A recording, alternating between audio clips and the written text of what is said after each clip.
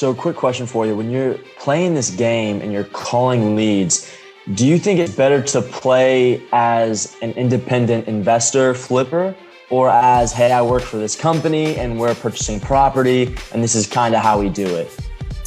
Yeah, great question. So with my son right now, who's doing calls and I'm his buyer, right? So I want him to be authentic on the phone and feel good and feel natural.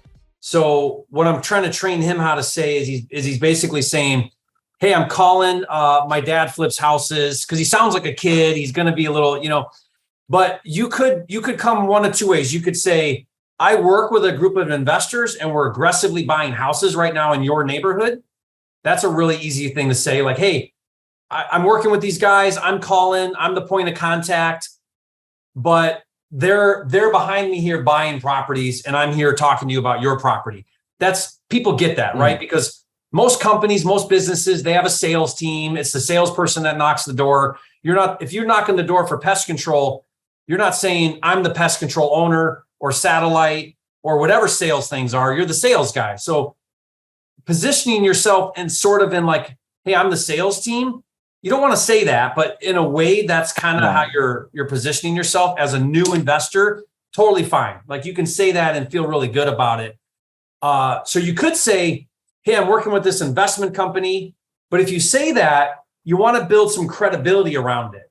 So like what I would say is, hey, I'm working with one of the biggest investment companies in town. Right now, we've earmarked some money to buy a lot of houses. So we're aggressively buying houses right now in your neighborhood. And I'm just calling to see if you're interested in selling.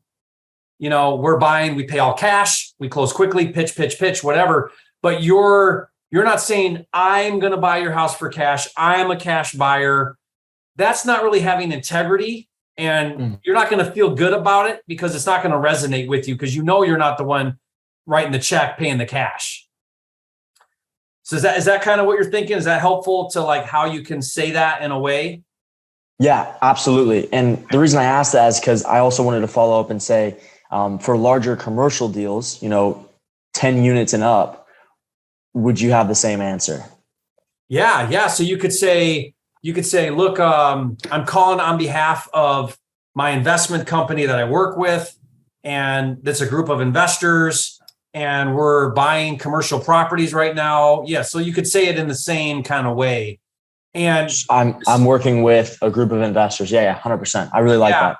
And where that works well is a couple of places. It works well if you're young, because like let's say you meet sellers at the door. And how old are you, Tony? 25. Yeah. So when you say I'm all cash and I'm going to buy your house for $200,000, they're going, yeah, right, kid. Right? Exactly. Yeah. Yeah. So you have that obstacle to overcome. So address it up front. Like just be totally upfront about it. And the way you do that is you don't say, you never say, we're going to sign a contract and then I'm going to go find a buyer and assign your contract, right? Even though that's what you're doing, you don't want to present it that way. That's not going to do well. But what you can say is, I work with a group of investors, or like what I'll tell people that maybe aren't young is they can say it like this. They can say, I work with a group of investors and partners. And when you say I work with, that kind of sounds like they're your partners, right? So it's kind of in a way saying the same thing.